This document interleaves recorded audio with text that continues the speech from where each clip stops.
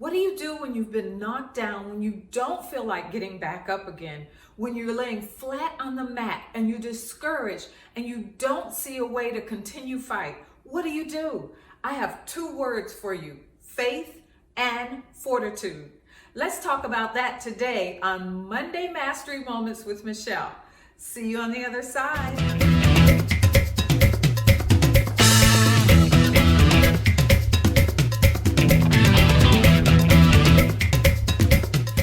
Michelle O'Neill here, Monday Mastery Moments with Michelle, and I am so happy that you're here with me today. Today we want to discuss something that I think is very important when it comes to us getting through our trials and getting through uncomfortable circumstances that will help us when we're dealing with things whether at home and in our lives.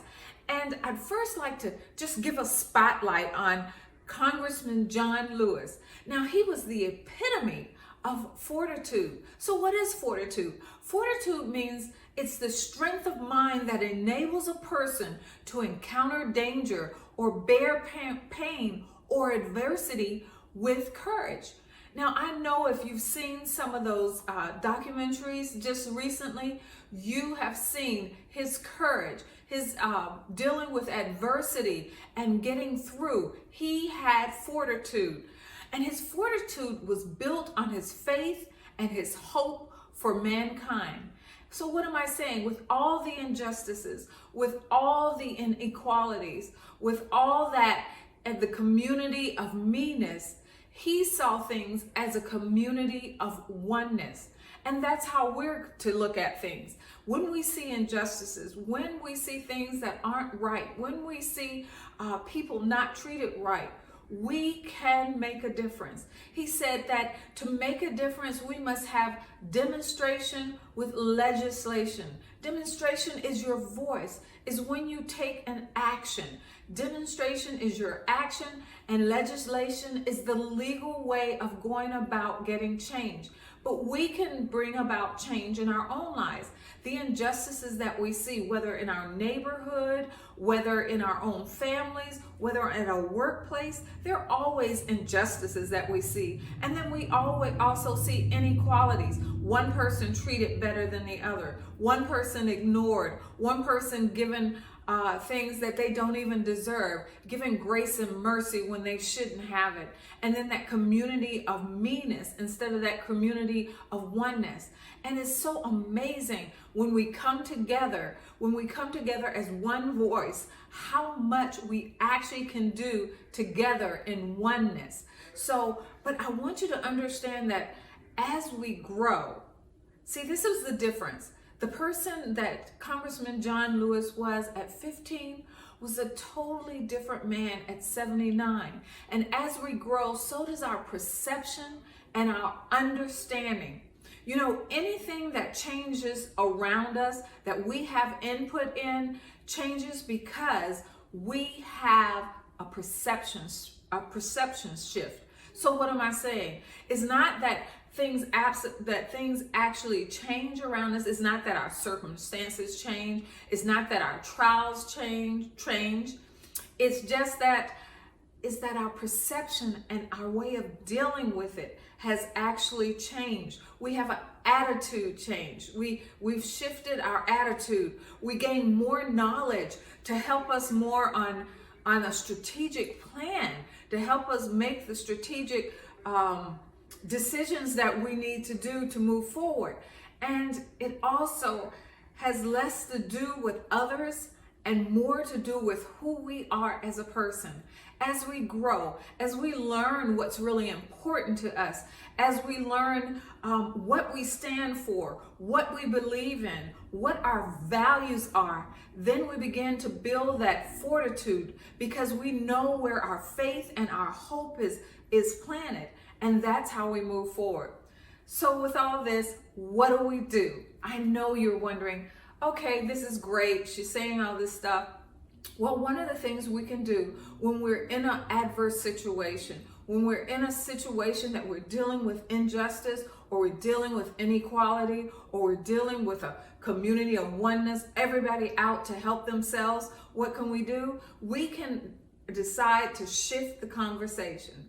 If the conversation isn't one that we want to be a part of, we can leave. We do not allow ourselves to be dragged in conversations that are destructive instead of constructive. We want to be a part of a constructive conversation that has an outcome of making a change. So be careful what conversations you allow yourself to be a part of. And then the other thing is, use your fear during that time. Use that fear as your courage motivator. What am I saying? Turn that fear into excitement about the change that you're looking to bring about, excitement about the things that with the right vision you're seeing that are able to happen. Those are the things that we can do to move forward. And then finally, determine where your reach is and start focusing on that. So what do I mean? Each one of us touch another life in multiple ways. We touch an astronomical amount of lives. I couldn't even think of what number to use, but we touch so many lives in our lifetime. And you understand that 6 degree of separation. Well, the lives we touch others, and so on. So we have this sphere of influence. What I want to say is, be aware of your actions and how they affect others.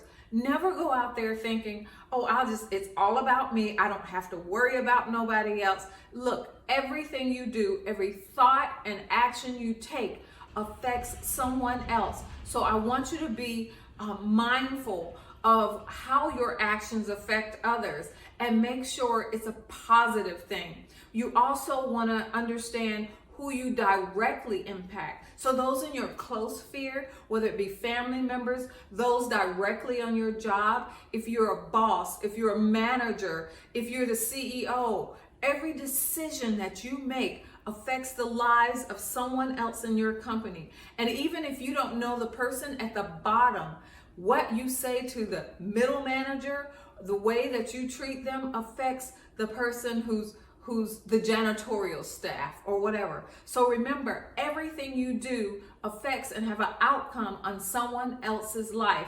And finally, we have to understand that when we're dealing with people, we have a sphere of influence. So remember that and make sure that you're very careful on how you use that. This is a time to make a change. This is a time to have those perception shifts so that you can do something that is meaningful in your life. When we feel that we're knocked down and we can't make it through, these are things that help you move forward. When you're looking at others, when you're finding a way to help others, when you're seeing that injustice and you're deciding, hey, I'm going to do something about it. Even when you're the victim of the injustice, you can do something about it. I hope that this has given you something to move forward with. Faith is confidence in what we hope for and an assurance of what we do not see. That is Hebrews 11:1. And what is it saying?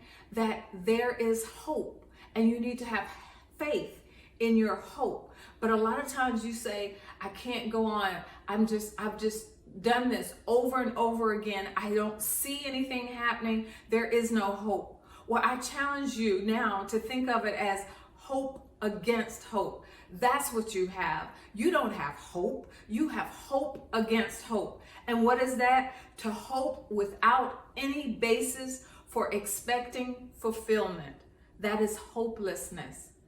Please think about your faith and fortitude as you move forward to master your Monday. Master your Monday and you master your life. I am so excited. I also want to remind you that coming July 27th, it's party time because the pre-ordering of my phenomenal new book is coming out, and it's all about I'll make it through. How do you make it through when all hell breaks loose in life? But until then, next week, I look forward to seeing you on Monday Mastery Moments with Michelle. Until then, take care. Bye.